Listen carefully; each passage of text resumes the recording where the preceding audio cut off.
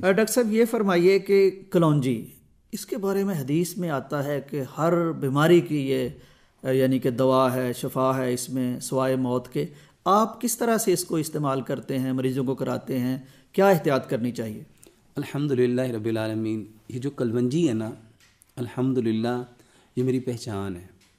کلونجی اور میتھی دانہ پوری دنیا میں میں الحمدللہ بے شمار ملکوں میں بھی گیا، ہر ملک کے لوگوں نے مجھے یہی کہا کہ ڈاکٹر صاحب جب سے یہ کلونجی میتھی دانہ شروع کیا نا، لائف بدل گئی. اور میں نے نبی صلی اللہ علیہ وسلم کی اس حدیث کے اکارڈنگ میں نے بلائنڈ ٹرسٹ کرتے ہوئے میں نے اس کے اوپر کام شروع کر دیا. واہ، حدیث پہ اعتماد کرتے ہو کہ اس میں شفا ہے اور ہر مریض کو یہی دیا. اچھا جی. لوگ سمجھتے پتہ نہیں میں کیا بیچتا ہوں.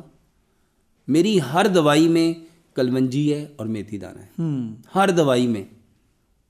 چاہے آپ کو شوگر ہے، چاہے آپ کو بلڈ پریشر ہے، چاہے آپ کو کولیسٹرول ہے، چاہے آپ کو ٹرائیگلیسرائڈ ہے، چاہے آپ کے لیور کا پرابلم ہے، چاہے آپ کے کڈنی کا پرابلم ہے، چاہے آپ کے یورک ایسڈ کا کوئی پرابلم ہے، آپ کو آرتھرائٹس ہے، آپ کو آسٹوملیشیا آرتھرائٹس ہے، روماٹائڈ آرتھرائٹس ہے، آپ کو برین ہیمریج، ایون کہ کینسر ہے، ہر مریض کی دوائی یہ کلونجی میتھی دانہ ہے. واہ، کیسے کھائیں ڈاکٹر صاحب اسے؟ اس کا سب سے بہترین طریقہ یہ ہے کہ اس کا پانی پیا جائے.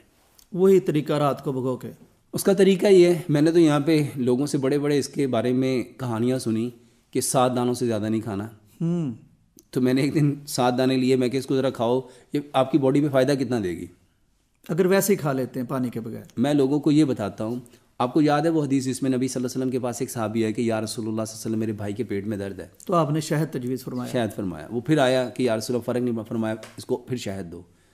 دوسری بار آیا پھر شہد، تیسری بار آیا پھر شہد، چوتھی بار آیا پھر شہد. آپ کو پتہ ہے 4 بار نبی صلی اللہ علیہ وسلم نے، وہ چوتھی بار آیا اس نے کہا اللہ کے نبی صلی اللہ علیہ وسلم درد اور بڑھ گیا.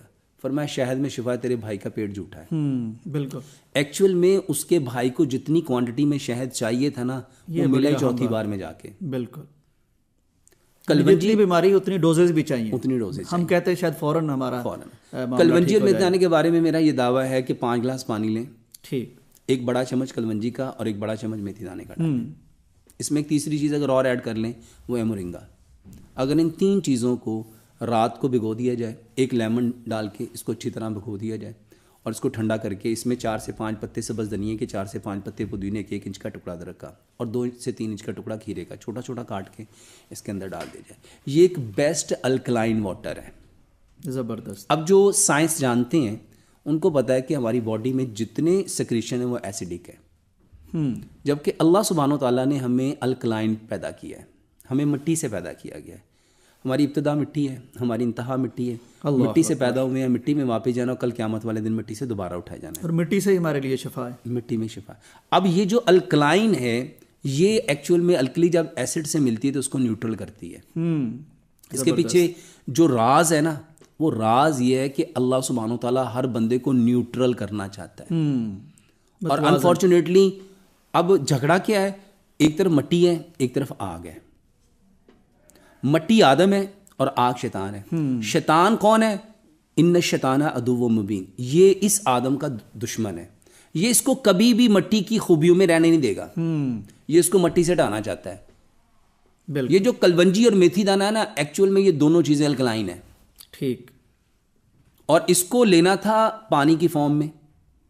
اب اس کو پانی رات کو آپ نے کسی بھی مٹی کے برتن میں ڈال کے رکھ دیں گے تو فرسٹ آف آل تو وہ مٹی کے برتن کی ساری خوبیاں اس کے اندر آ جائیں گی، کیونکہ جو چیز جہاں جاتی ہے وہاں کے اثرات لے کے آتی ہے. بے شک. ٹھیک ہے. اب پانی کو اس میں رکھ دیا. یہ پانی 5 گلاس لیا تھا، 4.5 گلاس رہ گیا. 1.5 گلاس صبح، 1.5 دوپہر، 1.5 شام. کھانے سے کم از کم آدھا پونا گھنٹہ پہلے لیں. ٹھیک. یہ سب سے بہترین طریقہ ہے.